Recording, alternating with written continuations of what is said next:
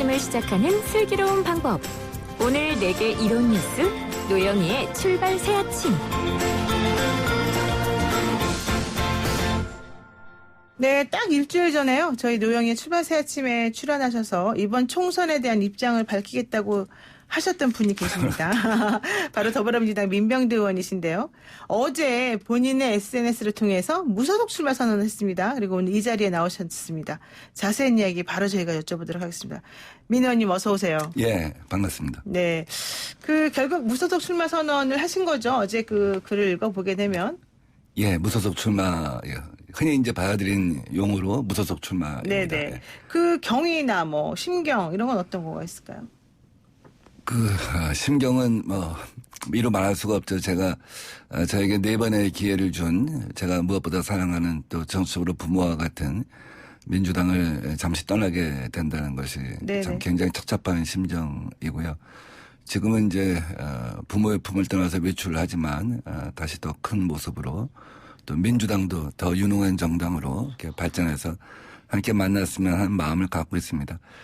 무소속으로 나간다는 건 보통 사실 어려운 일이 아니죠. 네. 서울에서 무소속으로 당선된 예가 이제 거의 없다시피 할 정도입니다.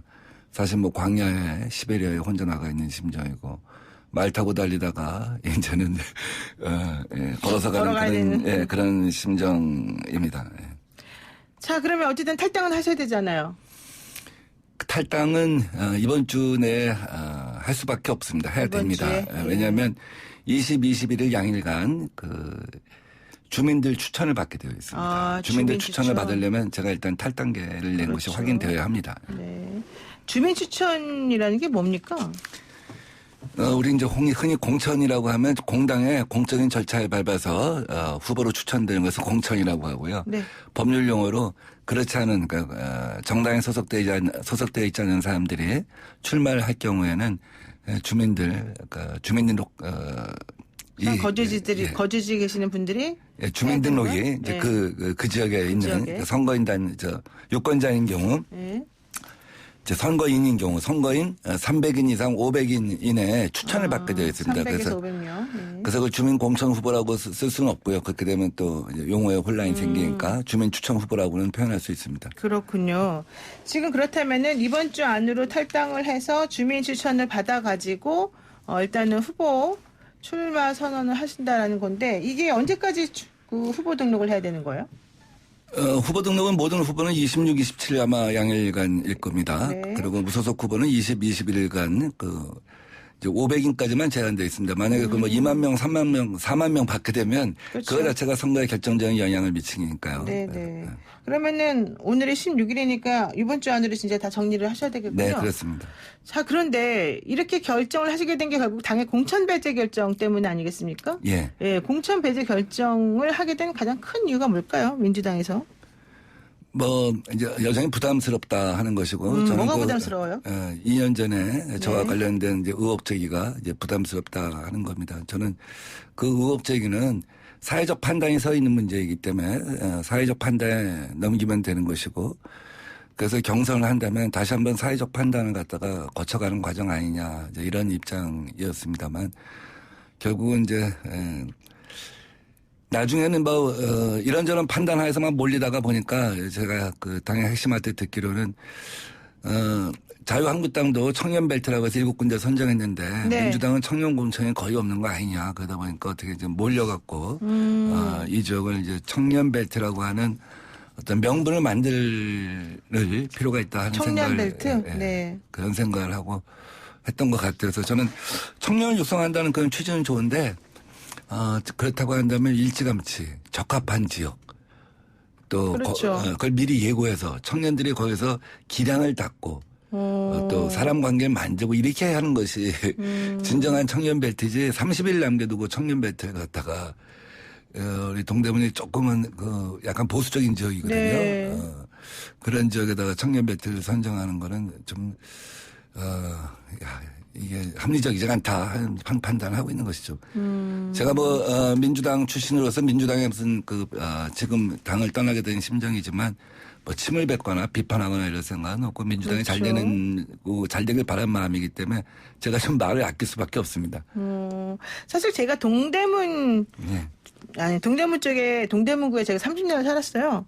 그 청량초등학교, 전농여자중학교 이런 데 나왔는데 그 동네가 생각보다 많이 낙후가 돼 있단 말이에요. 초창기에 아주 처음에는 전설도 많이 이제 먼저 뚫리고 학교도 되게 많고 그래서 괜찮다고 생각을 했는데 이게 다른 지역이 많이 발전하는 거에 비하면 상당히 좀 변화 속도도 낮고 그랬단 말이에요. 그러다가 청량리역 근처에 있는 이제 여러 가지 그 벨트들을 정리를 하면서 또 기대가 많이 커진 것도 사실이었거든요. 근데 그게 제대로 사업이 이루어지지 않으면서 이 주민들이 좀 지쳐가는 그런 느낌을 받았단 말이에요. 근데 그곳에서 민병두 의원이 그동안에 국회의원이었으니까 그렇다고 한다면은 본인이 어떤 그 동네에서 가지고 있는 기득권이랄까? 이제 이런 게 있다고 지금 생각하셔서 나오시는 겁니까? 어떻게 되는 겁니까? 물론 이 동대문은 1978년도에 고흥문 씨가 당선된 이후에 2012년도에 제가 당선되기까지 자유한국당 무풍지대였죠. 네, 그렇죠. 저 민주당 같은 사지 같은 곳이었고 제가 34년 만에 민주당 깃발 갖다 꽂고 승리를 했던 곳입니다. 그만큼 이제 보수적인 곳인데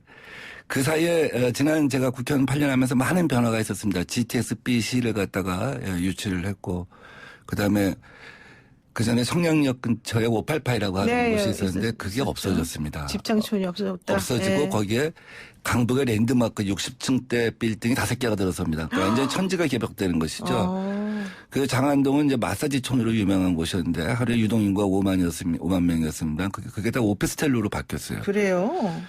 그리고 대표 도서관 유치랄지 뭐 여러 가지 큰 사업도 강북강변도로 지하화되면서 이제 기대가 생긴 거죠. 그러니까 국회의원이 집값 올리는 일이 국회의원의 사명은 아니지만 동대문구가 어떻게 투기지구로까지 묶이느냐 사람들이. 사실 저도 참 깜짝 놀랐어요. 30년 살았지만.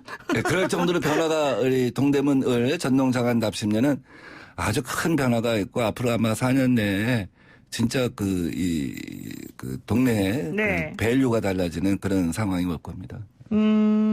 그런데 이번에 그럼 당선이 안 되시면 어떻게 되는 거예요? 속상하신 거예요? 그런데 이제 제가 이번에 결국은 왜 불출마보다는 무소속이라고 하는 험난한 코스를 택했냐 하면 네. 결국은 이 34년 만에 찾은 이 동대문이라고 하는 데를 갖다가 그냥 내어줄 수는 없다. 의석을 하나 내어줄 수는 없다 이겁니다. 의석을 제가 나가면은 뭐 의석을 유지할 수 있는데 제가 안 나가면 네. 그 청년 후보들을 제가 폄하하는 것이 아니라 지금 30일밖에 안 돼서 의석을 갖다가 내어줄 가능성이 크다. 네. 그러니까 의석을 갖다 유지하는 가장 좋은 길이 무엇이냐 하는 판단을 갖다가 할 수밖에 없었던 것이죠. 그렇다고 한다면 제가 일단 주민 추천을 받아서 나가는 것이 맞다. 그리고 네. 주민들이 지금 그렇게 변화를 만들었으니 동대문 사람이 그러니까 될 사람한테 표를 몰아주자 이런 심리. 그 동대문 발전을 동대문 출신이 완성하게 하자는 심리가 있어서 제가 무소속으로 나가도 1대1 대결 구도를 만들면 네. 저한테 승리 가능성이 있는 것이고 제가 승리하는 것은 곧 민주당의 승리와 다름이 없다. 이런 생각을 하게 하는 그러니까 것이죠. 미래통합당과 1대1의 구도를 만들고 싶다? 예. 그러니까 사실상의 그러니까 민주당이 저에 대해서 청년한테는 실험의 기회, 도전의 기회를 한번 부여하고 저한테는 당선의 기회를 갖다가 제공한 것이 아닌가. 그래서 1대1 대결 구도, 양자 대결 구도를 만들면 승산이 있다 이렇게 보는 것이죠. 그런데 지금 그 민주당에서 얘기하고 있는 청년 후보, 뭐 장경태 후보 같은 경우도 예를 들면 있습니다만은 그분들 얘기는 이제 좀 자리를 내줘야지 내가 가서 좀 일을 할 텐데 왜 우리 기득권을 안 버리십니까? 이런 얘기를 본인의 SNS에도 써서 올렸던데요. 그러기에는 너무 시간이나 준비가 좀 부족한 것 같아요. 제가 선당 후사의 정신으로 그 청년들 누가 되든 아마 남녀 2명이 지금 경선을 하고 있는 것으로 알고 있는데 일일이 소개를 하고 데리고 다니면서 이번에 저한테는 기회가 주어지지 않았지만 제가 좋은 후보를 모셔왔습니다. 그러니 저한테 보여줬던 애정을 이분들한테도 그대로 이렇게 전달해 주십시오. 하고 소개하고 다니기에는 시간도 부족하고 어떤 죄송한 말씀이지만 그 네임밸류 같은 게 좀 약하기 때문에 그런 방식으로는 도저히 청년 후보를 갖다가 상대당 이 보수색이 강한 이 지역에서 상대당을 꺾게 하기에는 시간상으로도 조건상으로도 역부족이다 하는 판단을 한 것이죠. 제가 그럴 수가 있다고 하면 그렇게 해서 성공할 수가 있다고 한다면 제가 왜 안 그러겠습니까? 그러니까 지금 미래통합당의 동대문 을로 나오신다고 하는 분이 지금은 현재 서초갑의 국회의원이신 이혜훈 의원이란 말이에요. 아직 확정은 안 됐죠. 예, 어쨌든 이제 이혜훈 의원이 나온다고 치면 그분하고 1대1로 싸우기에는 지금 현재 민주당에서 생각하고 있는 청년 후보가 너무 좀 약하고 네임밸류가 없을 것 같다. 그래서 좀 도와줘도 좋지만 도와주기도 시간이 좀 모자라니까 일단은 내가 1대1 구도를 만드는 게 낫지 않겠냐 이렇게 보신다는 거예요? 그렇죠. 그렇게 해서 1대1 대결, 결국은 이제 이 지역에서 될 사람 밀어주자는 분위기와 의석을 빼앗겨서는 안 된다는 분위기 이렇게 되다 보면 결국 3자 대결 구도가 아니라 하나로 표가 네네. 쏠리지 않겠냐 하는 거죠. 범여권 후보가. 네네. 그래서 1대1 대결 구도를 만들어서 제가 이길 수 있다고 한다면 네. 제가 끝까지 가는 것이고 저는 지금 1위를 하지 않으면 아무 의미가 없는 거 아니겠습니까? 네, 그렇죠. 2위를 하면은 탈당의 멍해와 또 뭐 패배의 멍해 별 비난 다 받으시겠죠? 다 받을 거죠. 네. 그러니까 저는 제가 만약에 달리다가 2위를 하고 있다고 한다면 네. 오히려 제가 청년 후보한테 표를 몰아주는 것. 그러니까 빅컨벤션 효과를 갖다 만들 수가 있는 것이죠. 오히려. 네, 그러니까 당도 좋고 저에게는 명분과 기회 또 청년에게는 혹시나 네. 또 가능성을 만들어주는 것. 그러니까 일석삼조의 어떤 이 수를 뒀다. 뭐 제가 제 말로는 얘기하기 뭐하지만 댓글에 신의 한 수라는 얘기 많이 있더라고요. 그러니까 이거군요. 그러니까 내가 지금 일단은 이 현재 상황을 생각해 봤을 때 민주당을 위해서 할 수 있는 게 오히려 대결구를 만들어주는 거다라고 생각해서 주민 그런 그 추천을 받아서 나가는 형식은 취한다. 그렇지만 보다가 본인이 1위가 될 것 같지 않으면 무조건 그 민주당 청년 후보가 승리할 수 있도록 도와주겠다. 조건부 무소속 출마다 이렇게 보시는 거예요? 근데 그 중간에 하나가 비어 있는데 제가 네. 반드시 1등을 하겠다는 거죠. 일단. 반드시 그렇죠. 하겠다. 네. 제가 반드시 1등을 할 수 있다고 한다면 반드시 1등을 하겠다. 그건 뭐 1등 자신감이 많으시네요. 잘 모르겠습니다. 지금 저는 모든 선거를 치르면서 중앙의 구도가 어떻게 되든 프레임이 어떻게 되든 대결 우리 대진표가 어떻게 되든 자력으로 승리하겠다는 생각을 갖고 늘 선거에 임해 왔습니다. 네.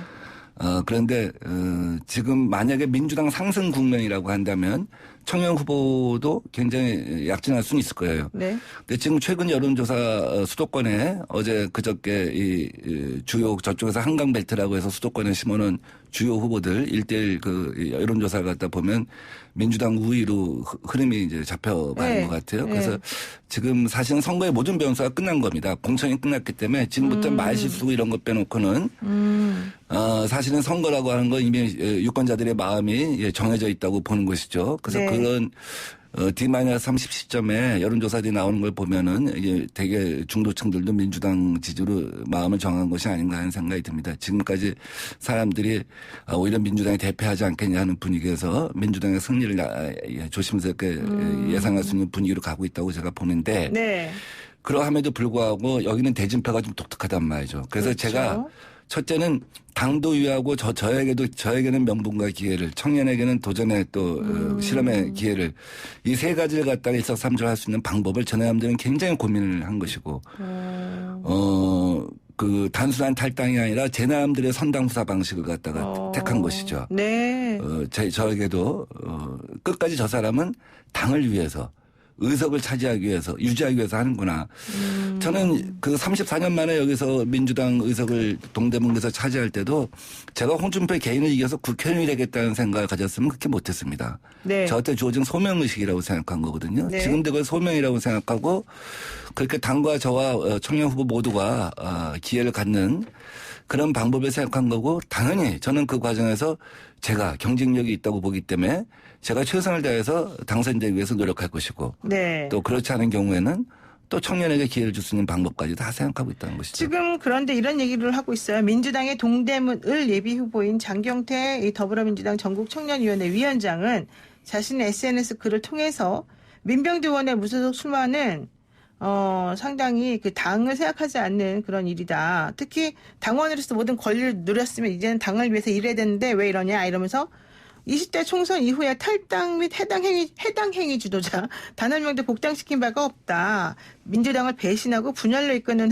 해당 행위에 대해서는 무관용의 원칙으로 예외 없이 응답한다. 이런 얘기를 했단 말이에요. 그러면 지금 이 청년은 기본적으로 민병두 의원에 대해서 해당 행위를 한다, 분열로 이끈다 이렇게 지금 얘기를 하고 있는 건데 이건 어떻게 보십니까? 그 정치를 하는 사람은 경청 능력과 그 해석 능력이 굉장히 중요한 것 같아요. 네, 사람의 말을 네. 사람의 어떤 진정성을 갖고 어떤 말을 하는가 하는 것 갖다가 이해하고 이게 굉장히 중요하죠. 특히 민심을 들어야 되는 사람들 입장 아니겠습니까? 네, 그렇죠. 근데 정치를 하는 사람의 문법을 이해를 갖다 못한다고 한다면 오독을 하고 오독을 하고 이제 왜곡을 하면 참 그 정치인으로서의 어떤 기본 자질이 좀 문제가 있는 것이 아닌가 하는 생각이 들어요. 그러니까 네. 2명의 청년 후보가 있는데 네. 내과 의사 후보는 네. 이 문제에 대해서 민병두 의원의 말을 갖다가 오독을 하지 않고 정독을 했더라고요. 자기는 단일 후보가 되도록 노력하겠다. 그러니까 인성이 있는 것이죠. 네. 근데 또 다른 후보 지금 방금 말씀하신 그 후보 같은 경우는 이건 뭐 제 말을 전혀 문장 자체를 갖다 이해하지 못하고 이제 답을 하고 거기다가 우리 2016년대 이해찬 대표가 3월 15일 날 탈당한 이후에 다시 복당한 사례도 있지 않습니까? 비슷하지 않다 뭐 이런 얘기도 하고요. 예. 예. 그래서 그거는 뭐 정치인은 가장 기본적으로 이 경청 능력, 소통 능력, 또 사람들의 말을 이해하는 능력, 문법을 이해하는 능력 이런 것이 이제 기본 자질이라고 보고 그러면서 저는 김현주 후보한테 내과 의사 출신 김현주 후보한테 인성이 있는 사람이구나, 소통 능력이 있구나 하는 생각이 듭니다. 그렇군요. 지금 이제 뭐 김현주 후보 같은 경우는 갑자기 위에서 내려보냈기 때문에 문제다 이렇게 또 얘기 나오는 사람도 있는 것 같아요.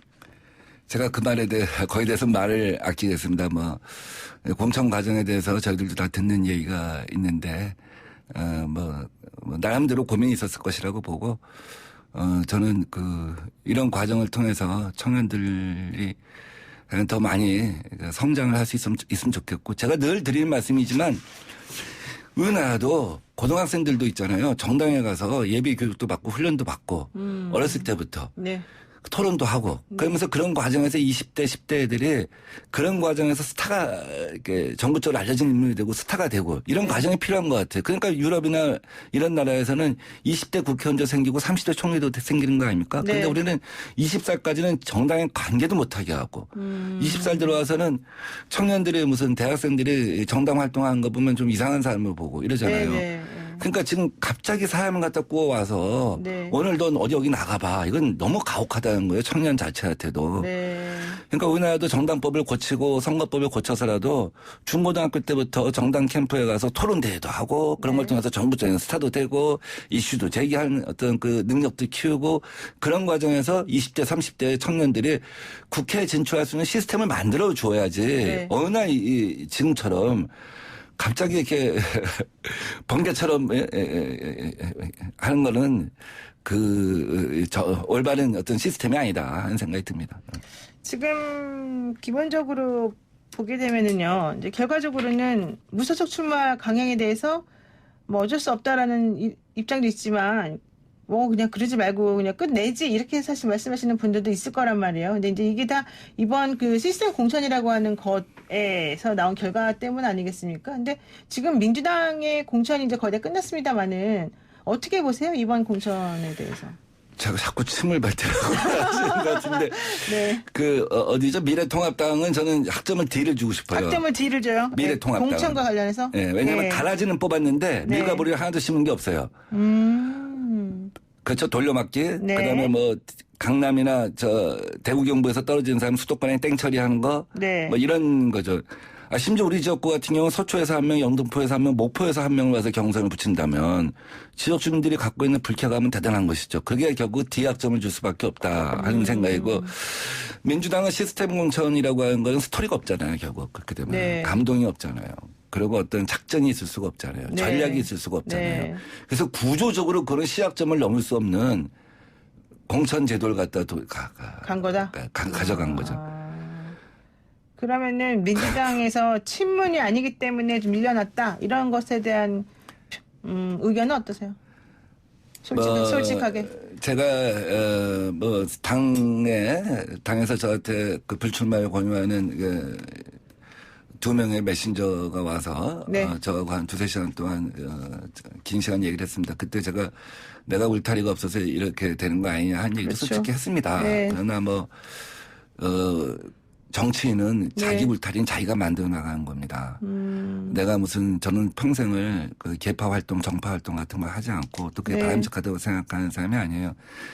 그 자기의 울타리는 나를 이렇게 세워주는 힘도 유권자고 나를 주저앉히는 힘도 유권자고 결국 내가 정치를 잘해서 유권자들로부터 사랑을 받으면 그게 최고의 울타리고 네. 또 더 큰 정치로 성장하기 위해서는 더 많은 유권자들로부터 사랑을 받는 것 그것이 최고의 울타리라고 생각합니다. 좋습니다. 지금 9158 쓰시는 우리 애청자분 민병대님 화이팅 뭐 이런 얘기도 주셨고요.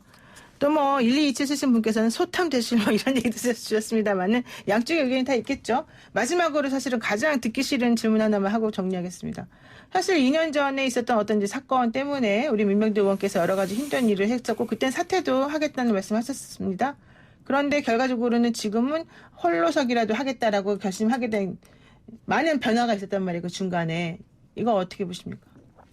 2년 전에는 제가 인생을 살면서 하여간 늘 최고의 삶을 살겠다고 생각했는데 그 당시에 그런 의혹 제기가 있었습니다만 네. 당시에 제가 그걸 인정한 것은 아니었습니다. 네. 그리고 제가 모든 것을 내려놓고 미투라고 하는 것이 권력관계에서 생성되는 문제라고 하니 네. 그러면 국회의원직조차도 내려놓고 제가 대등한 위치에서 이걸 법률 소송을 해가겠다 이제 이런 얘기였던 이런 것이죠. 취지였는데. 예. 근데 그걸 갖다 지금에 와서는 다 인정한 것이다라는 이제 사실 기억의 변질이 좀 있었던 것 같고요. 네.